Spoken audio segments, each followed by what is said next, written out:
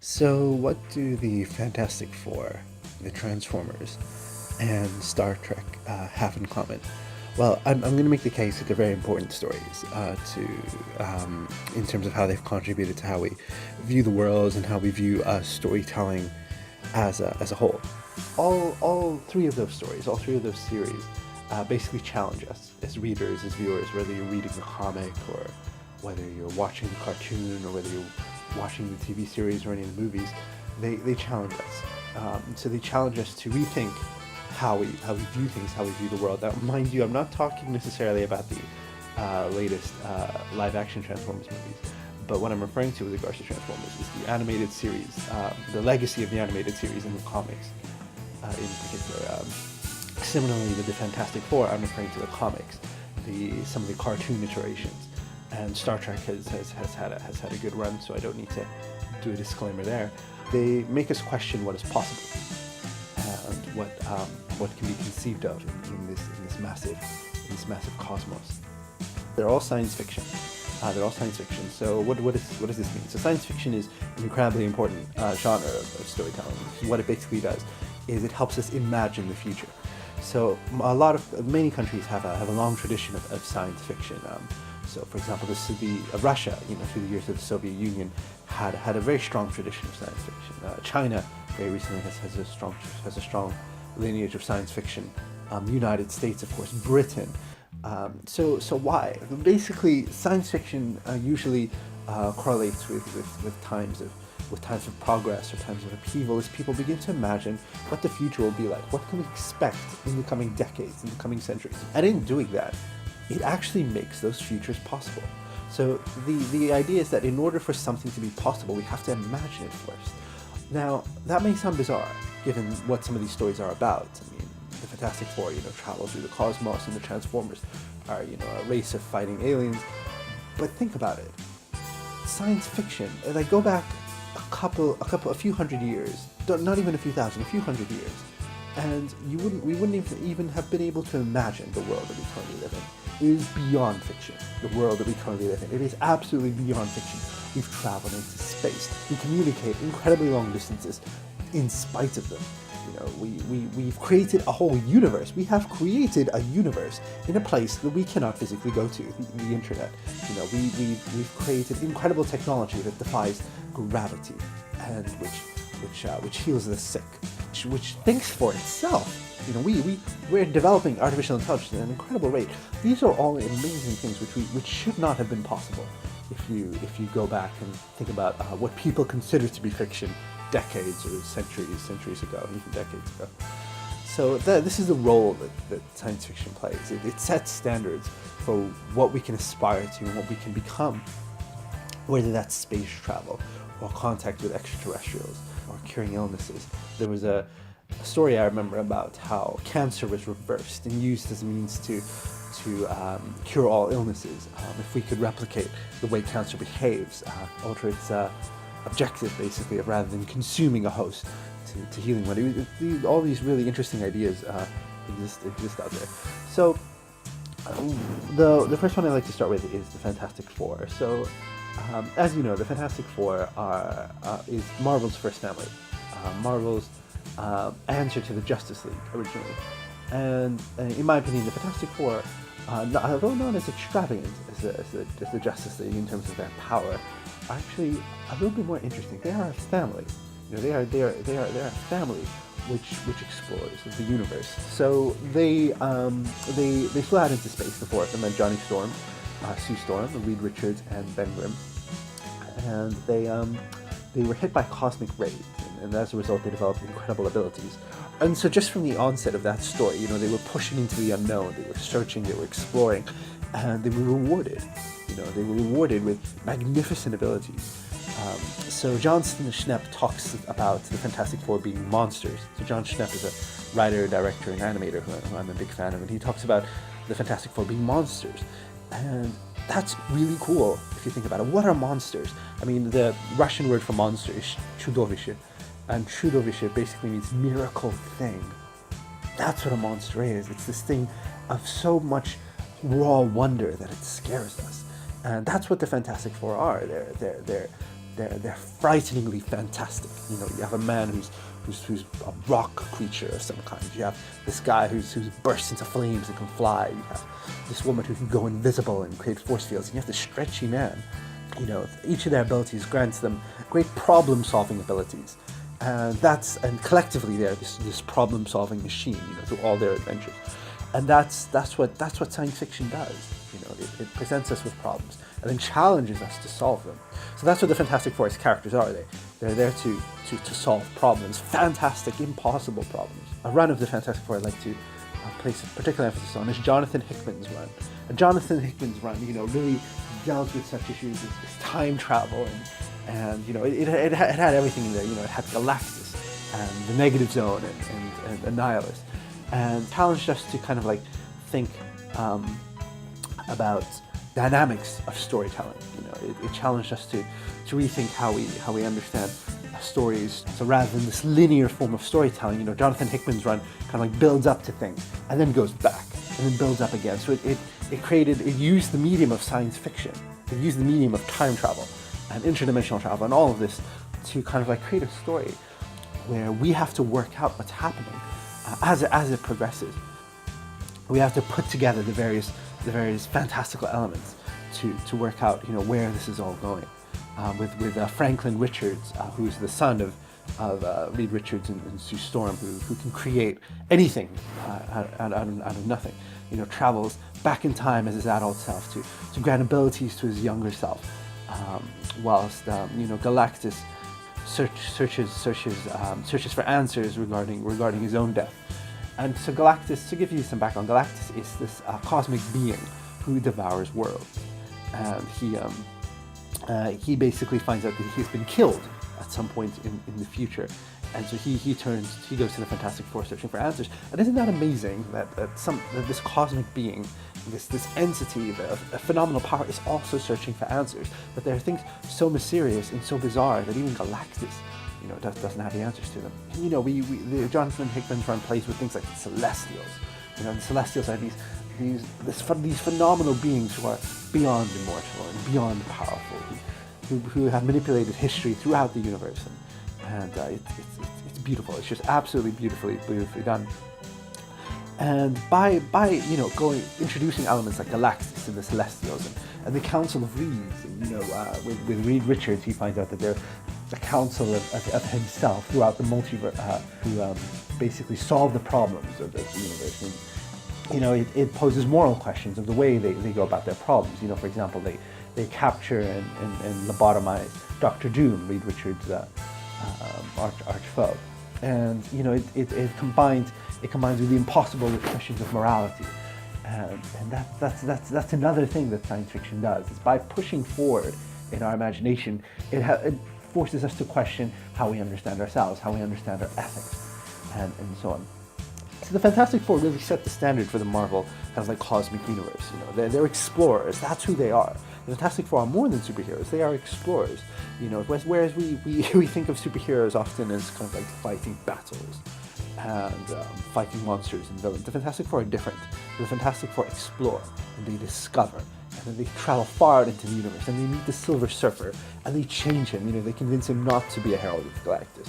You know, they fight Annihilus. They go to different universes and they discover, and all the while they are a family. You know, they're a man and woman in love, a young sibling, and a dear friend. They are a family. And to me, this represents kind of like the human family. You know, the very human elements of this story. You know, it's you and me traveling through the universe, discovering things. It's the human race. And that's kind of like why that family dynamic is important, because through all the impossible and terrible and amazing things we will go through as we push forward in science and discovery, we will still have to work ourselves out as human beings, how we relate to one another, you know, how we understand each other, you know, how different ways in which we love each other. And you know, this is why the Fantastic Four is important. It set the standard for things like the Guardians of the Galaxy and the Nova Corps and all of these cosmic features of the Marvel Universe, which we're also very familiar with now, are only possible now because of the Fantastic Four.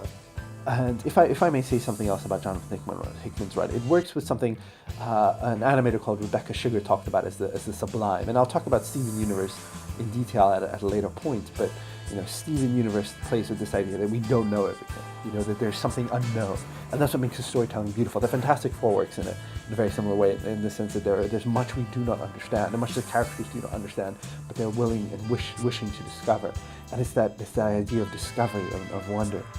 And this leads me on to Star Trek, and Star Trek it has an amazing premise, because in contrast to Star Wars and to popular storytelling, it's not a war. It's a journey of discovery. Now, there is a scientist and an astronomer called Richard Hoagland. And Richard Hoagland, he's a controversial figure, because he basically argues that there is that the solar system, our solar system, was once populated by ancient civilizations, and that's very controversial to say. But he has some interesting evidence to back it up. But the reason I brought him up is because he uses Star Trek as a milestone. That story as a milestone as to the way we should behave as a species moving forward. That we should push, and that we should discover, and that we should search, and we should question. Why is it so impossible that the solar system was once inhabited? Why is that so crazy? Because it's different to our experience, to what we currently know. But so is the internet. So is modern medicine. So is going to the moon. So is something as simple as the notion of a mixed race child. Which I am. And so Richard Hoagland basically talks about a project called Enterprise, named after Star Trek Enterprise, and he basically says that that the humanity needs to go on an enterprise to further discovery, and to advance, and to question what exists out there in the universe, and whether there are cities on the dark side of the moon or not. We should still go there. We should more than find out. It's about more than finding out whether something is true, but to find out a truth that we do not currently know, or even suspect. Finding out something that we can't even conceive of just yet, and that's the way we should approach science. And that Star Trek really sets that standard in terms of the way it tells stories. These crewmen who wander the universe, meeting new races, learning new languages, discovering new technologies, solving problems. Again, it's the issue of solving problems. And that's really the beauty of Star Trek as a story of science fiction. I'm not even a big Star Trek fan, I'll be honest, but I can appreciate it. I can really appreciate why it makes a big difference in that sense. And lastly, I'd like to talk about a story that's very, very close to my heart, and that is the Transformers.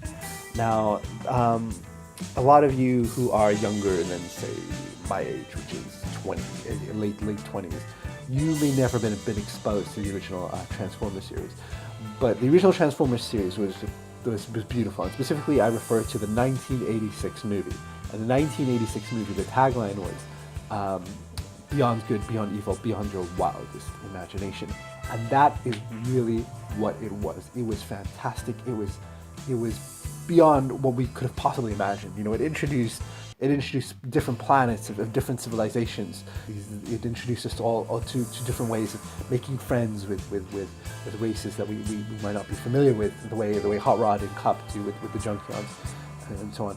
But also introduces us to Unicron. And Unicron is a planet that devours other planets.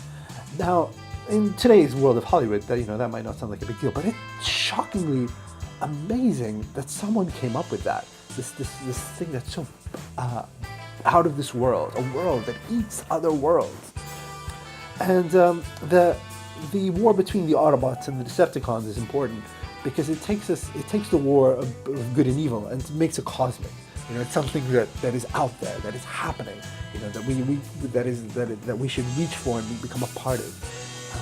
And it really pushes our understanding of where the world kind of stops and where the world continues. So in the world of Transformers, the world doesn't end at Earth. The world is the wider universe, where the conflict between good and evil sort of continues. The Transformers universe is massive, and at this point I would like to put emphasis on the current comics runs in IDW by James Roberts and John Barber, and they've created this massive world where concepts are technology and ideas are a form of technology, and where the Transformers have spread out and colonized the universe, and they've diversified. And the flagship story, in my opinion, is the Lost Light story, or More Than Meets the Eye, in which a group of Transformers explore the universe. That's all they're doing. They're literally just exploring and kind of like trying to discover their history. And that's a really cool idea, that our history is somewhere up there, somewhere in the stars. And the Transformers story is particularly unique because it wasn't just about aliens invading Earth. It was about a group of aliens, the Transformers, who leave their home planet to find something better. You know, that's what they do. They leave Cybertron to escape the Decepticons and find a better world and to explore the universe. And that is the human story. That's the human story. Leaving our homes and finding something better and exploring. And you know, there's a lot of controversy surrounding refugees, but why is that so controversial? We have literally always done that. We are a refugee species. We move from one place to somewhere else to find something better, to discover. That's who we are. The Autobots, the good Transformers, they are refugees. But being a refugee shouldn't have stigma attached to it. You know, you're a pioneer. You're moving from one place to another to find something better, to discover, to search, to hope, to dream. And that's who the Autobots are. So when they arrive on Earth, they're not the aliens, we're the aliens. You know? And the Autobots set an example as to how to deal with first contact. It's not the other way around. It's not how humans deal with Transformers, which is the mistake that the current movies make. But it's how the Transformers deal with humans. And the Autobots, as coming in contact with humans who are aliens, they befriend us, you know, and they want to protect us, and they want to share their knowledge with us. So it's a completely different kind of first contact story. And I will do later videos on Transformers in more detail. But that's the gist of why I think Transformers is important as a science fiction story. And there was a moment in the comics, in the Transformers comics, the IDW comics, when shortly after All Hail Megatron, when Megatron took over the world, took over Earth, Megatron's the leader of the Decepticons. Basically, there's this moment where he's resurrected and he's taking stock of the situation, and he looks into space, he looks into the stars, and he sees, and the narration basically says that he sees a universe full of death, because he comprehends that a lot of these stars are dying. You know, that the light just hasn't, of the supernovas just hasn't reached him yet, because that's the way stars work. You know, we're looking into the past because it takes time for light to travel, and that's really interesting. That he would look into the universe and see death. But why not look into the universe and see life? Because that's the Autobot way of thinking. That you look out. That's the way, you know, the crew of the Lost Light, the crew of Autobots who go on to explore the universe, kind of like view things, is they look out into the universe and they see wonder. You know, they see innumerable like worlds filled with life and hope. So you know, that's the way we should look at the universe. That's the way we should look at science fiction. So, you know, and you know, I could go on forever. You know, there's DC's New Gods, which is this fantastic space opera, in which worlds collide, and they challenge our understanding of how far we can take good and evil. And you know, we have Superman, you know, who like the Autobots is the tale of a refugee searching for something better, an immigrant story. And that's what science is. It's a big immigrant story. It's about moving and searching. And there's so many amazing stories out there. But I thought I'd just focus on these three, which to me are really pioneering science fiction tales. And I think I wanted to make this video because I think it's really important that we talk about this stuff right now, because we're on the verge of going to Mars. In the next, you know, people talk about decades. It's not going to be decades. It's going to be about a decade. And you know, we're going to go to Mars, and then we need to push forward. We need to explore the rest of the solar system. We need to go to Europa. We need to go to Titan. You know, we need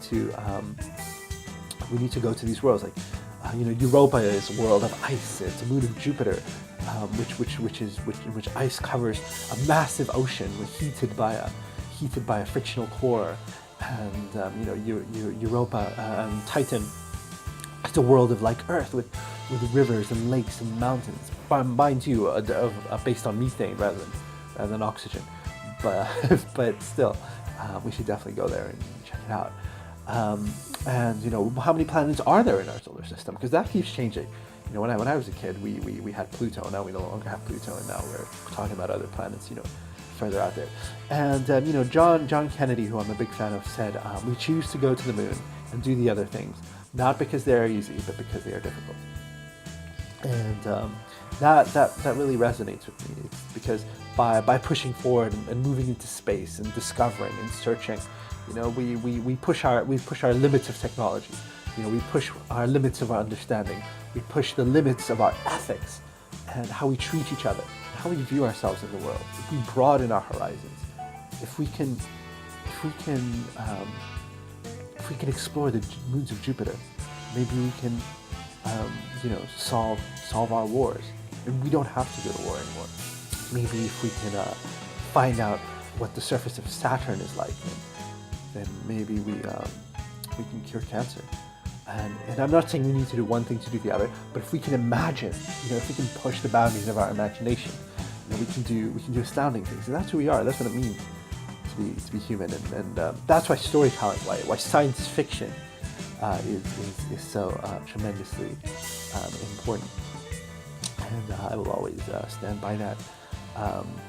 Thanks a lot for listening. This is I'm trying something new. So I'm basically exploring storytelling themes and storytelling genres as a part of this channel, particularly in kind of like ways that inspired my own work. So do check out some of my original work if you have time.